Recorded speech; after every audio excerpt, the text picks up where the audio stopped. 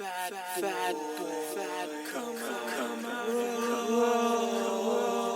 know we had to do a podcast, right?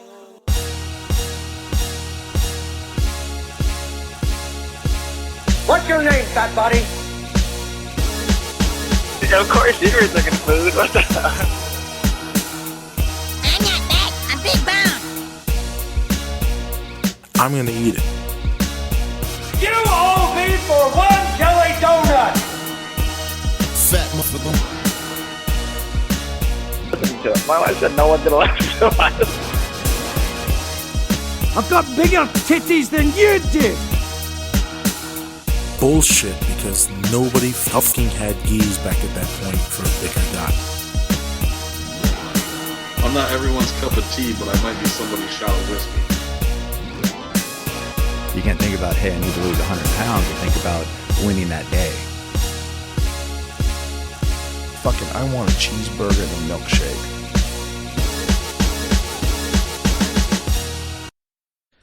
Yo, what's up, Fatleets, and welcome to episode 31 of the Fatboy Jiu-Jitsu podcast. This episode is sponsored by Combat Night. On April 7th, 2018, Combat Night brings you the best in live MMA right here in Central Florida. Go ahead, go to their website, combatnight.com. Give them a like on Facebook, on Twitter, and on Instagram. And right now, up until April 7th, Combat Night is offering you guys a discount code. You have 10% off anything on the Fatboy website. Just put in Combat Night at checkout. So what's up, guys? I know left last time telling you guys I was gonna register for the CrossFit Open, and I did. And I did 18.1, and I did man, that was one hell of a workout to come back to start doing CrossFit again. And let me tell you, when I was in my garage and I had my weights set up, my rower, and the jump rope and whatnot, I would always like, oh yeah, I'm going to do like a CrossFit workout, whatever. There's nothing like doing it in front of, 100 people, 50 people, 60 people, however many people were there. There was, we actually, at our CrossFit gym, we do something called Friday Night Lights.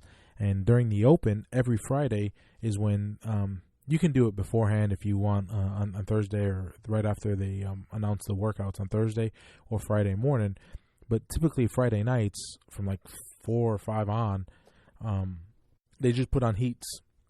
So they kind of stop the normal classes and they just put on heats Friday, like a couple hours on Saturday, and then anybody who wants to redo it on Sunday. So Friday night, you have everybody who's doing the Open, usually stays there, hangs around, cheering everybody on. I mean, it's an amazing feeling having everybody there, and it's also nerve-wracking. And it's not nerve-wracking that anybody makes you feel it. It's nerve-wracking just because you yourself, like, I think about, damn, I gotta do this workout in front of all these people, and they're there to cheer you on, but just I get in my own head and think, oh man, like they're watching me. But once you're done, it feels so amazing to have everybody there just know how well you did, or that fucking you did the best that you could, and that's all that anybody wants. That's, you just put it all out there and you give it your all. So for 18.1, and for those of you who don't know the workout, it was I had to do it scaled because I was trying to do a toe to bar, could not do the toe to bar. So the prescribed workout was 10 toe to bars and 14 calorie row. And for male scale division, it was 10 knee raises and a 14 calorie row. Well, The knee raises I can do. I can't, for the life of me, I can't figure out how to do a toe to bar. And I'm actually so freaking close. It's, for some reason, I keep on trying to pull myself, as in it's a pull up, thinking if I pull myself, my little midget sticks of legs can touch the bar, but that's not going to happen. And the motion of, I guess, the toe to bar is you push yourself out while holding on to the bar, and then you bend at the waist. Something I still have yet to get down. But hopefully I'll get a toe to bar by the end of the year. That's a movement that that's going to be a huge improvement for me, that the fact that I'll be able to do one. So anyways, back to 18.1. I ended up doing 229 reps. So every rep, obviously, every rep of the knee raises counts as a rep, and every calorie counts as a calorie for the rows. Ended up being 7 full rounds and 5 knee raises. And that put me at 229 reps, which in the Southeast region for men 35 to 39, I am overall ranked 2508 over 2787. So 2,508 over 2,787 people. And worldwide, I am 40,333 over 44,558. Putting me right there at the bottom 10% of people. But I'm not surprised. I am not. I have not been working out. Honestly, I thought I'd be ranked better. Thinking, like I said last time, 250 so pound Juan should be better than a fat 300 pound Juan, and apparently not. So I just want to finish in a better position than I did in 2015. And I'm not looking for, rank to rank, because now I think they do the rankings a little bit different.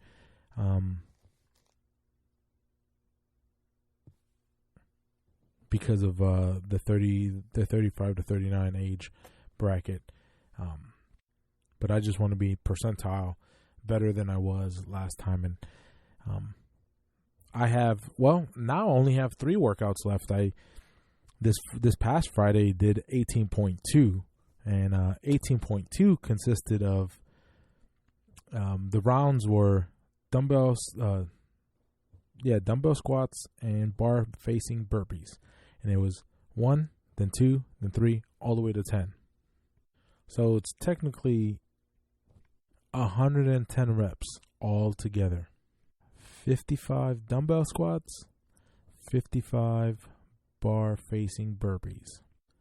My dumbbell was, I also had to do this workout scaled. Man, I was trying to do this prescribed. The prescribed weight was a 50-pound dumbbell. And I just couldn't keep it up. My one arm, actually my right wrist, which is the wrist I had surgery on a couple of years ago. I probably can. I'm just not confident, and I tried taping it up, having a wrist wrap. It was not happening. Couldn't hold it. So instead of opting and doing, just 1 or 2 reps to do the scaled to rank better, I said, let me do the workout completely. Finished. So the way the workout, let me get back.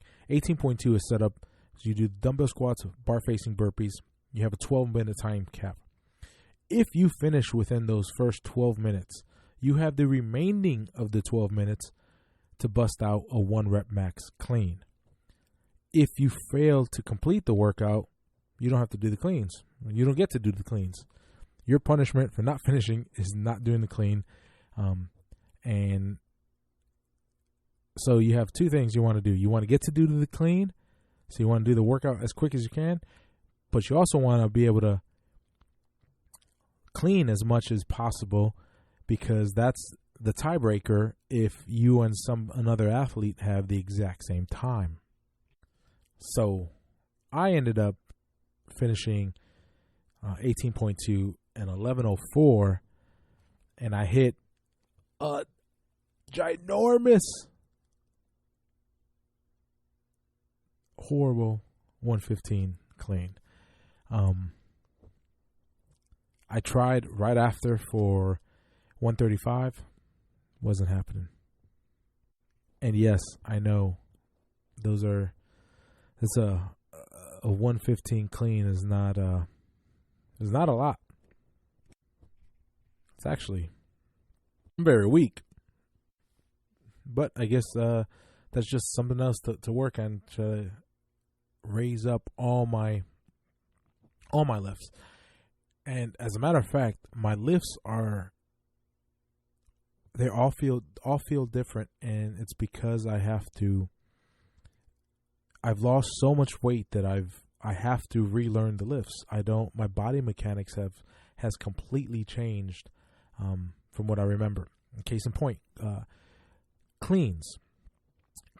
I used to have to, I had taught myself to bump the clean, not at my hips, but further below the hips, because my belly used to hang so low that if I would pop at my hips, the bar would legit just graze the bottom of my belly, and I wouldn't be able to complete the lift.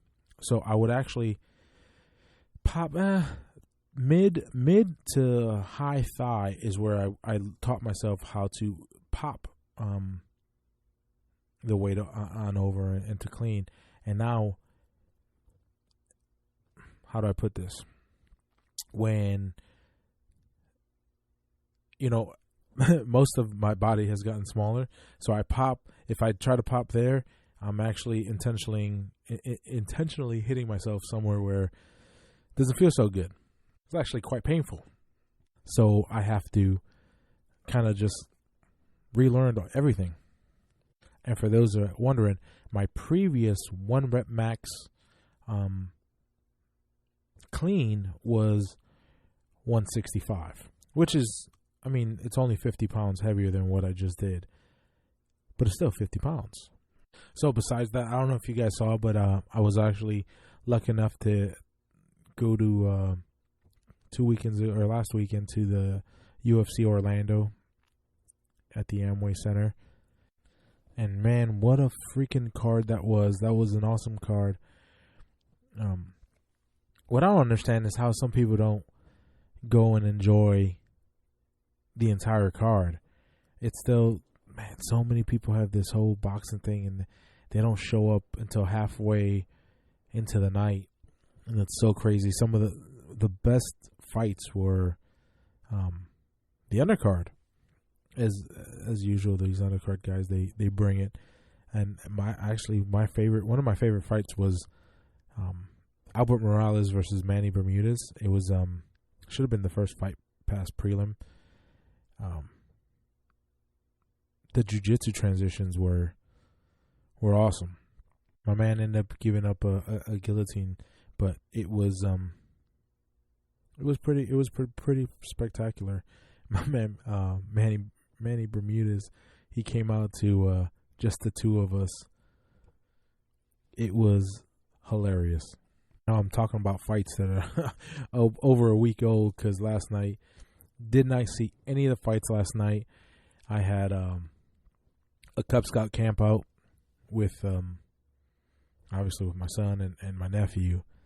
And it wasn't so much of a camp out as more of a bring your tent out to our church. We're going to set them up in the back, and we're going to sleep there. So, first of all, I'm like, it's not a real camp out. I'm not necessarily pack in like I normally do for for all the campouts, and I wasn't gonna bring my my bed. When my son started the Cub Scouts, right? Camping's a big part of Cub Scouting, and it's not that you have to go, right? It's encouraged.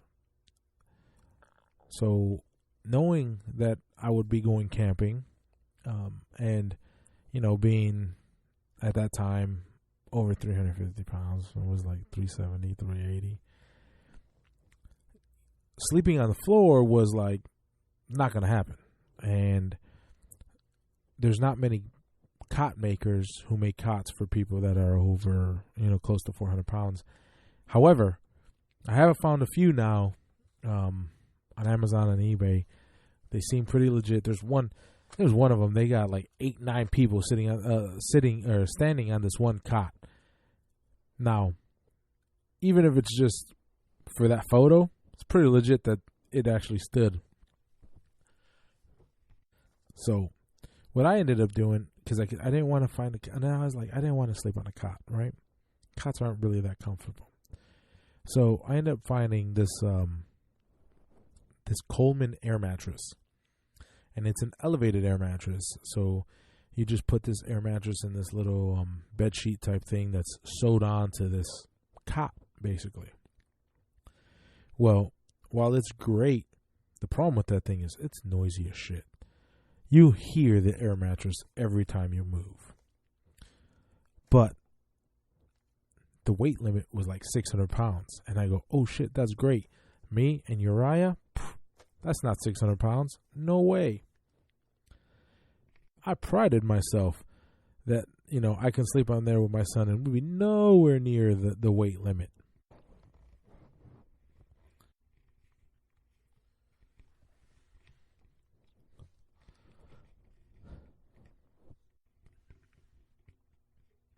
I was wondering when they were going to say, hey, I told them, I go, it's going to get cold tonight, so if you guys want,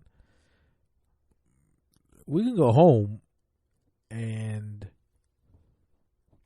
I'll just come back in the morning to pick up my shit. No, they wanted to stay, and we stayed, and it was great. However, it did not feel great for me. It was great. It was a great experience. It was great taking them on their first camping trip. They had fun, and even though it wasn't a real camping trip. It was legit. They just got happy they got to sleep in a tent. They've never done that before, and they were happy. They didn't like helping set up the tent or take it down, but they love sleeping in it. The worst thing about sleeping in a tent while it's cold, on the floor, on top of some sleeping bags and some comforters, is that you are outside in a tent, sleeping on the floor, on some sleeping bags and the comforter. My body, and I don't know if it's 100% because of the 18.2 workout I did Friday night, but I am just incredibly sore and everything hurts. I legit just want to blame the workout, but I know half of it's got to be me sleeping on the floor. So after I completed 18.1, I was, first of all, incredibly beat, right? But after, man, I felt good. My body was just pumping out endorphins, and I was feeling amazing. And it was a feeling that, for some reason, even if I worked out in my gym at home, in the garage, but I never got that. I never got that feeling, and that kind of made me feel really good, and want to get back into doing CrossFit like every day, like at one point I was, and hopefully I can schedule that in. I know it's not going to be as easy as like I used to go, every day at 6:00 in the morning. I would go, and then, on jiu-jitsu days, it'd be, okay, I'm just going to do the strength portion and then do jiu-jitsu right after. I don't know if it's going to be able to work out like that now with our new schedules and whatnot. But I'm going to try as much as possible. The following story may have allegedly happened, and it may have allegedly happened to a friend of mine who will remain nameless to protect the innocent. So this idiot, he also runs a gi company. And he ships out gis, and, he may have a wife and 2 kids and works a pretty demanding day job. So when it comes to having to ship gis, he usually does this at night. Now, he's gotten smart, and, click and ship is awesome, and, he can purchase and pay for shipping, and all he has to do is drop packages off later. That's easy. That's the easy work to do. So one night, this guy goes, and he thought he'd be, like fucking Betty Homemaker, and he put a keto casserole in the oven. And it was a keto egg casserole, like 12 egg yolks and some whipping cream. Put a bunch of veggies and meats and stuff. And it's a nice little casserole to have when you want something to eat, a snack. So he knows that this is going to be in the oven. Everybody at home is asleep. It's 10:30 at night. Pops this thing in the fucking oven. Says, okay, well, it takes me about 10 minutes to get to the post office. It takes 10 minutes to get back. By the time I get back, it'd be 20 minutes. I only have about 10 minutes left on this casserole. We just could take it out. Drives to the post office. And he walks in. Leaves the car running. I'm going to run in, run out. Runs in, drops the package. Gets in the car, puts the car in reverse, looks over the passenger seat. The shipping label for the gi is sitting on the passenger seat. The gi is now made it into the post office. How the fuck is that label gonna get on that gi? So he runs back in there, and there's this lady that's on the kiosk, and I go, what the? He goes, what the fuck? How the fuck am I supposed to get this? Now, thankfully, this was one of those older tumblers where it didn't have the thing to protect what happened or prevent what happened to happen. This lady tries to help him, and they kind of make it worse. They used what the fuck are those damn things? Those danger signs, the wet floor, to try to pull the package because of where it was sitting, to pull the package to them. It wasn't happening. The package ended up falling further into the cart of packages that was there. Now, I don't know how anybody else's post office are set up, but this one is set up to where there's a little level change between where you drop the packages and where the packages actually get dropped into the carts. So,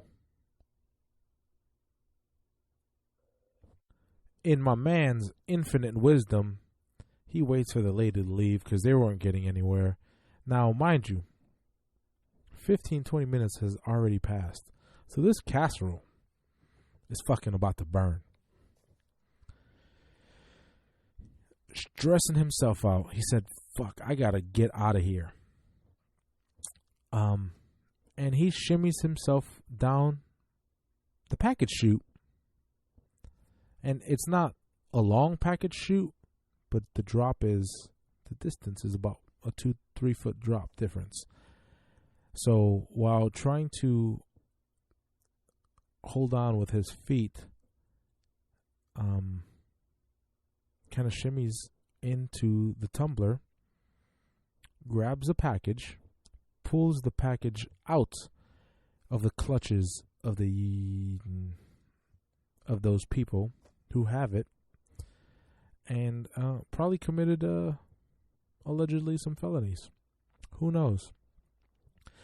And I guarantee you, it was 100% caught on film, seeing as the camera was 3 feet from him. Yeah. So that sucks. But he's so afraid of the consequences that he showed the camera. Look, there's no fucking label on here. Stuck the label to the thing, because like I said, it was already printed. Stuck it on the package, stuck the package right back down the chute. There he went. Went home, and guess what? His casserole didn't even burn. How fucking lucky is that? It was from what I was told, it was very stressful. Yeah, the whole ordeal took about 45 minutes at the post office. But I think he learned from his mistake, and I don't think he's gonna make that mistake anymore.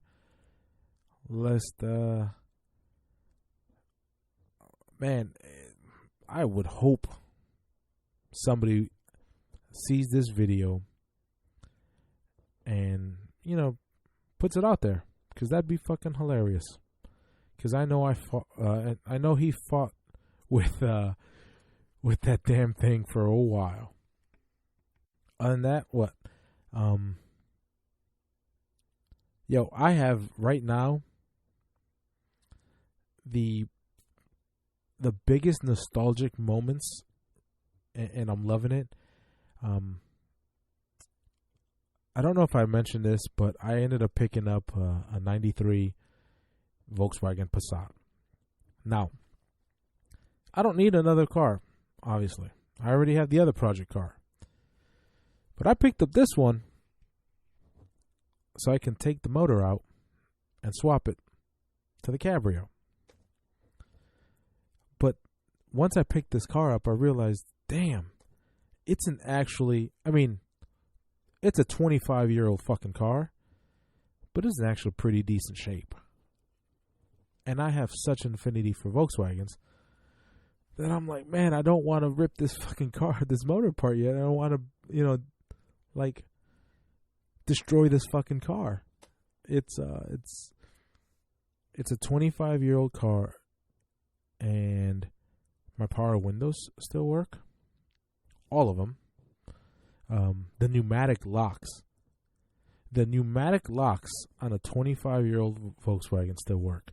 I got a buddy who owns a 2001 Audi S4. It's a Vag product, but it has the same pneumatic locks. Shit doesn't work. The fucking pneumatic locks on this 25-year-old Volkswagen still work. How I couldn't for the life of me take and rip this car apart just yet. Still gonna happen. I just don't know when. I do know when for now, for at least a year, because that's what the insurance is paid up for, and that's probably gonna at least a year while I get this other thing working. But the reason why I was so nostalgic is the steering wheel, the shifter, everything feels, the car even smells. There is a 90s era car smell that most people, if you smell it, if you owned a car in the 90s, if you started driving in the 90s and you had that car smell, it doesn't matter the air freshener, whatever, the smell of whether it's the leather, the vinyl, the plastics they use. There's a distinct smell in most 90s cars. And most 90s cars, doesn't matter where, it's the same smell. It's shit, that basically old car smell, okay? And the steering wheel, just a nice little Volkswagen logo on the steering wheel. And my first vehicle was a Volkswagen Quantum. It was an 85 Quantum. And it was a fucking 5-cylinder. I loved that damn car. The only thing that I hated about that car is it would not restart when it was warm. The fucking car would only start on cold starts. It would not restart on a hard start. So if you were going to run in somewhere and run back out, you better leave that fucker running. Otherwise, you're going to sit there for a while until that bitch gets cold enough to start again. And there were plenty of days where we had gone to the mall, gone somewhere, and said, fuck. We're sitting in the car just waiting for the car to cool down to start right back up. Anyways, I'm driving this thing around, this old ass car, and I know I'm getting some fucking crazy looks, but I got the windows down, I got the radio loud, and I am just loving driving around this fucking VR6 powered Passat. And while it still has the factory mufflers, factory everything, this fucking car is factory as shit. I cannot enjoy the sound of a VR6 just yet, but the fact that I have it and I'm driving it around, I'm loving every fucking second of it. It's I don't know, it's actually really, it fucking feels really cool. And it's the craziest thing because it's an old ass fucking car. Nobody wants this fucking thing, but it's just something to me that I just, I'm a big fucking Volkswagen head. And it's, first of all, it's a motor that I've always wanted to toy with in the Volkswagen. That VR6 motor has always been something intriguing. It's a very distinct motor. It has a very distinct sound, very amazingly distinct sound, and it sounds great. So anyways, guys, I'm actually going to go right now and drive this bitch around the block.